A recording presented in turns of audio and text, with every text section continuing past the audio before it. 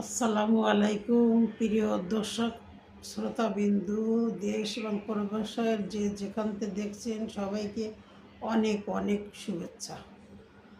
আজকে আমার আলোচনার বিষয়বস্তু জনদুর্ভোগ, বিশেষ করে ঢাকা শহরের রাস্তা খোঁড়াখুঁড়ি এবং রাস্তার জ্যাম নিয়েই আমি কথা বলতে চাই।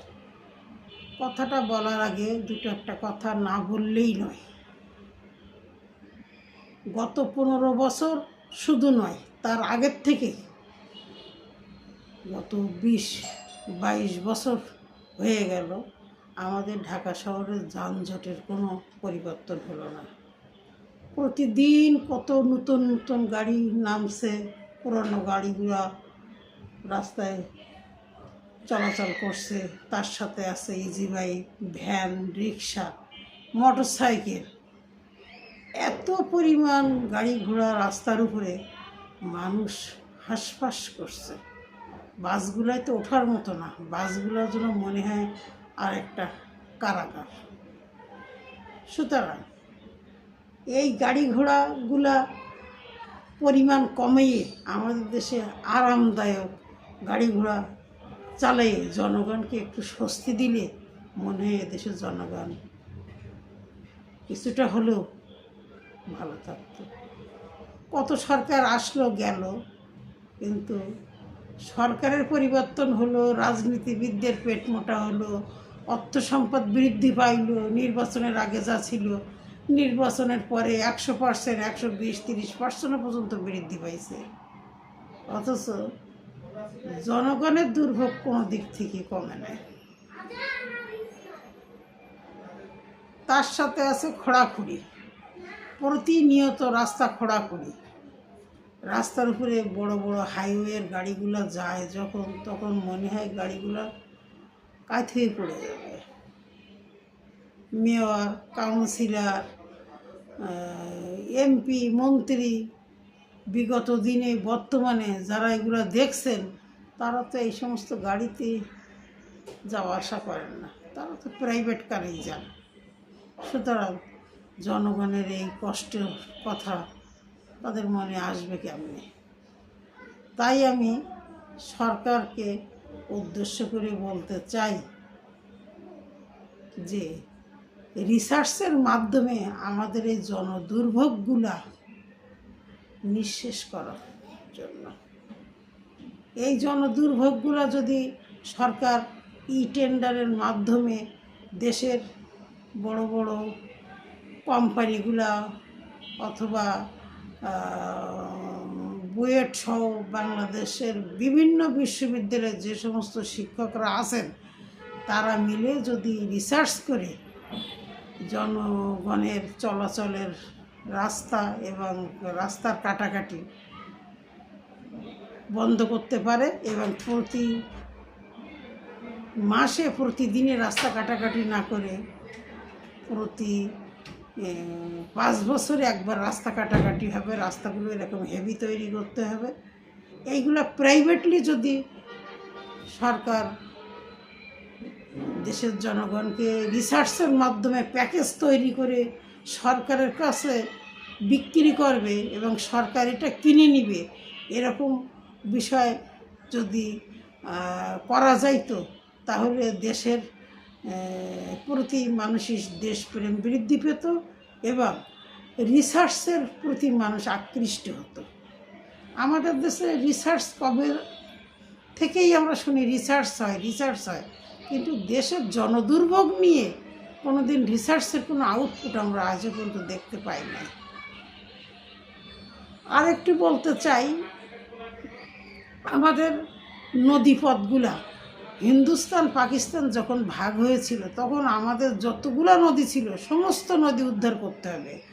যখন যে সরকার ক্ষমতায় আসে, তার চালাবালারা নদীগুলো ভরাট করে হাউজিং করে এবং তাদের পেট মোটা হয় পয়সা খেয়ে, আর জনগণের পেটে ভাতই যায় না, জনদুর্ভোগে কাজ পায় না। সুতরাং বলতে চাই সরকারকে, দেশের যে জমিগুলা মানুষ দখল করে নিছে সেই জমিগুলা উদ্ধার করে নদীর পানি কিভাবে পরিশোধন করা যায়, কিভাবে নদীতে ওয়াটার বাস চালানো যায়, নৌযান চালানো যায়। ঢাকা শহরে বাসের যেমন বিভিন্ন স্টেশন থাকে, মেট্রো রেলের যেমন বিভিন্ন স্টেশন, ওরকম স্টেশনে ওয়াটার বাসগুলো গাড়ি ধরবে, তাহলে আমাদের দেশের বিশেষ করে ঢাকা শহরের উপরে জনগণের চাপ কমতো। আমার মনে হয় পৃথিবীর ভিতরে ঢাকা শহর বাস অনুপযোগীর প্রথম কাতারেই আছে। অতএব এখান থেকে ঢাকা শহরের নাম কাটানোর জন্য আমাদের শহরের চারিপাশ দিয়ে নদীগুলো সব দখল করা, সম্পত্তি উদ্ধার করতে হবে, নদীর পানি পরিশোধন করতে হবে এবং নদীতে যানবাহন দিতে হবে। তাহলে আমরা হয়তো উন্নয়নশীল দেশের যে উন্নয়ন গান গায়, আমরা বোধহয় সেই গানের কলি হতে পারবো। আমি আরও একটু বলতে চাই মশা নিয়ে। বছরের একটা সময় আমাদের এখানে প্রচুর মশার চাপ, চারিদিকের খাল বিল যেখানে যত ডোবা আছে সব জায়গায় মশার বীজ তৈরি হয় এবং সরকার দেখা যায় ওষুধ দিচ্ছে মশার, কিন্তু মানুষের কোনো উপকার হচ্ছে না। হাসপাতালগুলো ভরে যাচ্ছে ডেঙ্গু রোগী, ম্যালেরিয়া রোগীতে। সরকার যদি মশা নিধন নিয়ে গবেষণার জন্য এই টেন্ডারের মাধ্যমে দেশের যে সমস্ত জীবাণুবিদ্যা বৈজ্ঞানিকেরা আছে তারা যদি এখানে অংশগ্রহণ করে ব্যক্তিগতভাবে প্রাইভেটলি তারা রিসার্চ করে সরকারের কাছে প্যাকেজ বিক্রি করত, তাহলে সরকারও উপকৃত হতো, দেশের জনগণের স্বাস্থ্য ভালো হতো, হাসপাতালগুলো এত ভিড় হতো না এবং এত জনগণ, এত শিশু মারাও যেত না। তাই আমাদের ভাববার সময় এসেছে আমরা কিভাবে মশা নিধন করব, কিভাবে যানজট নিরাময় করব, কিভাবে আমরা নৌযান চালাবো, এগুলো নিয়েই সরকারকে এবং বিরোধী দলকে এবং দেশের জ্ঞানী গুণী ব্যক্তিদেরকে সবাইকে ভাবার জন্য অনুরোধ করছি। বিশেষভাবে সরকারকে অনুরোধ করছি রিসার্চের মাধ্যমে প্রাইভেটলি মানুষ এগুলো রিসার্চ করবে এবং রিসার্চের প্যাকেজ সরকারের কাছে আসবে, তাহলে এত ঘুষ দুর্নীতি বাণিজ্য কিছুই হবে না এবং সুষ্ঠুভাবে দেশের কাজ চলে যাবে। অতএব আবার দলীয় কাউকে দিয়ে ফ্যামিলি কার্ডের মতো এরকম করলেও হবে না। একবার ফ্রেশ টেন্ডারের মাধ্যমে কাজগুলো করলে মানুষের রিসার্চের প্রতি আগ্রহ বেড়ে যাবে, তখন দেশের আরেকটা কর্মসংস্থান হবে, দেশের জনগণ আরও এক ধাপ এগিয়ে যাবে। আমি সবশেষে বলতে চাই যে দেশ প্রেম শুধু আমাদের মুখে বললেই হবে না, আমাদের কাজে কর্মে, আমাদের বডি ল্যাঙ্গুয়েজ, আমাদের আচার আচরণ, আমাদের সততা, সব কিছু দিয়েই আমাদের দেশপ্রেমকে উৎসাহিত করতে হবে।